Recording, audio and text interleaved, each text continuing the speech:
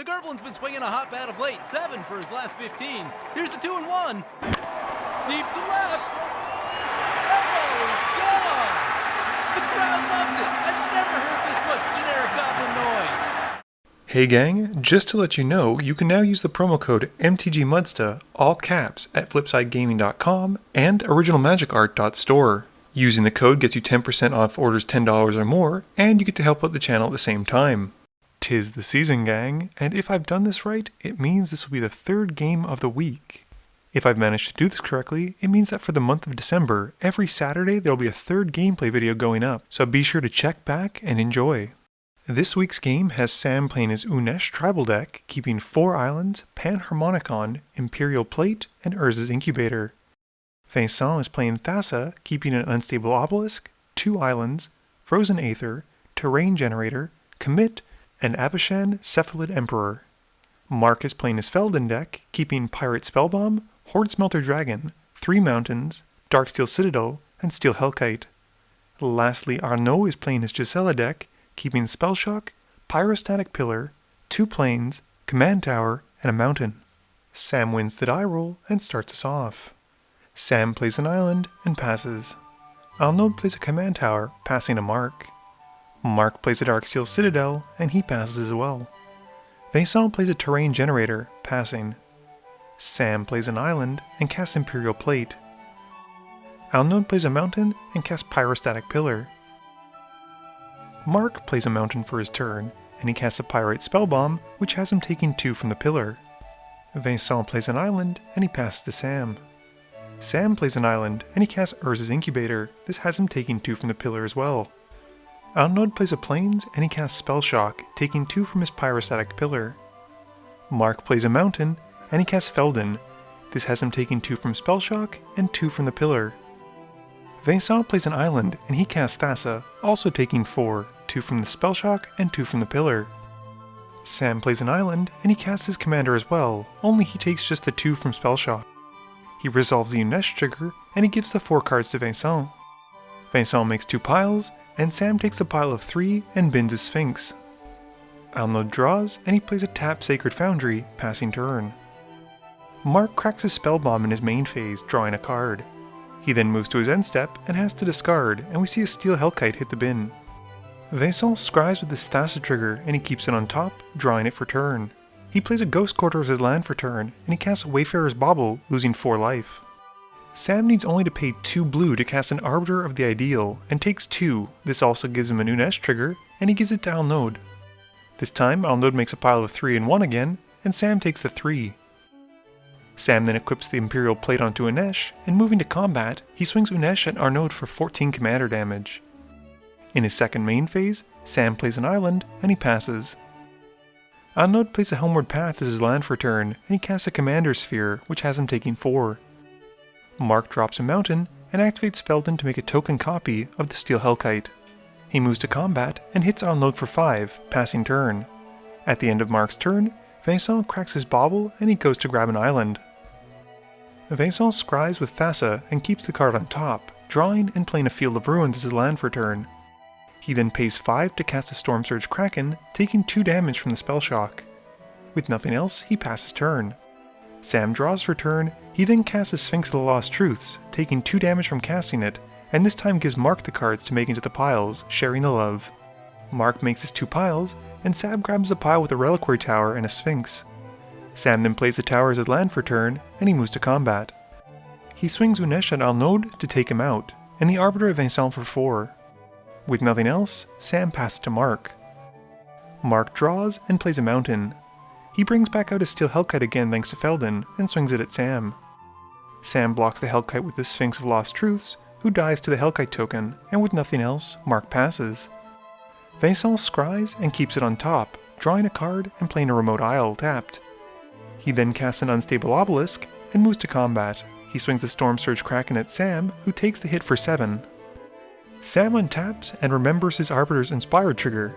He reveals an island and gets to put it into play with a manifestation counter. This means it's an enchantment land. Sam then pays 4 in his main phase to cast a Goliath Sphinx, and this time gives Vincent the Unesh trigger again. Sam takes the pile with Vanquisher's Banner and an island over the Solemn Simulacrum in the island pile. Moving to combat, he swings the Arbiter at Mark and Unesh at Vincent. Before moving to damage, Vincent casts Commit to bounce Unesh to the second from the top of Sam's library, but Sam is ready with an Arcane Denial to counter it. Mark then takes 4, while Vincent takes 14.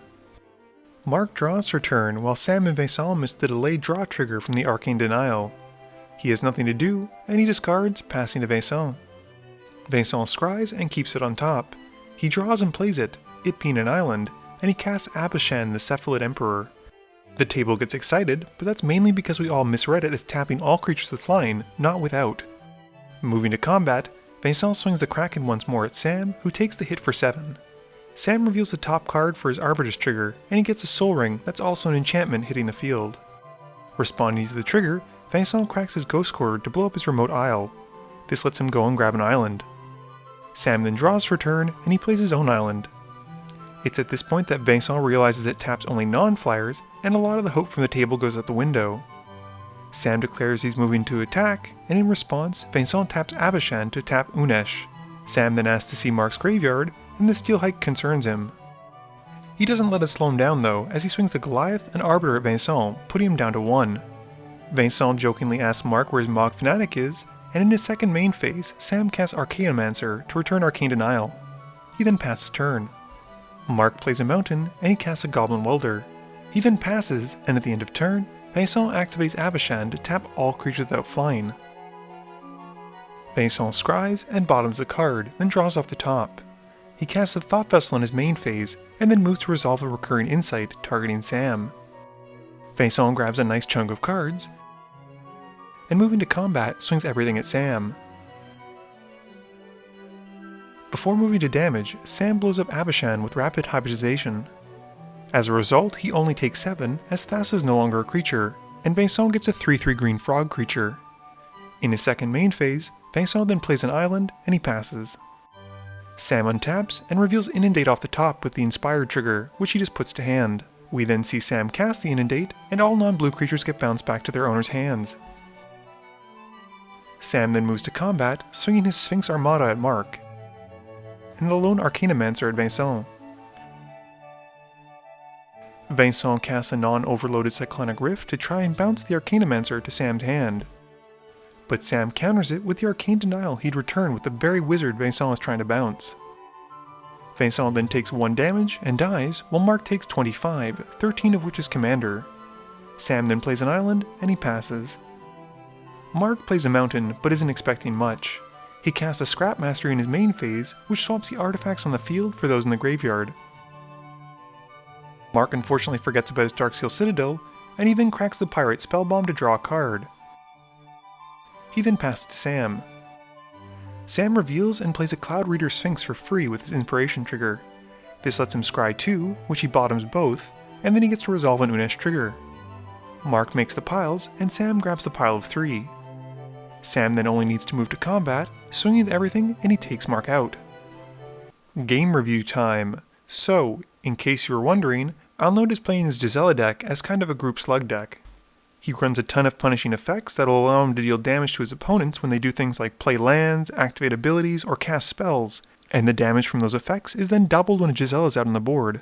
Unfortunately for Mark, his Feldon deck struggled again. This time, as opposed to being land-starved, he seemed to hit a lot of lands and didn't have a lot of action or ways to discard cards. I can't imagine you ever want to be in a position where you have to keep extra cards in your hand to force yourself to discard at the end of turn, but it seemed like that had to happen twice this game for him. Vincent's Thassa deck, if you hadn't guessed it, is based around the idea of oceans and krakens and deep-sea creatures. We sadly weren't able to see very much of it because Sam was on the offensive the entire time, and it takes time to ramp up since so many of the creatures cost so much. I look forward to playing against it again in the future and seeing a few more cards. Considering Sam's opener, I really did not expect him to come out of the gates like that. It's taught me the value of using cards that reduce mana cost of things, and being able to play giant evasive creatures for 4 colorless less, not to mention the fact that they give you a mini factor fiction when they hit the field, seems pretty great. Please be sure to tune in every Monday and Thursday at 11 AM Eastern Standard Time for a guaranteed new video.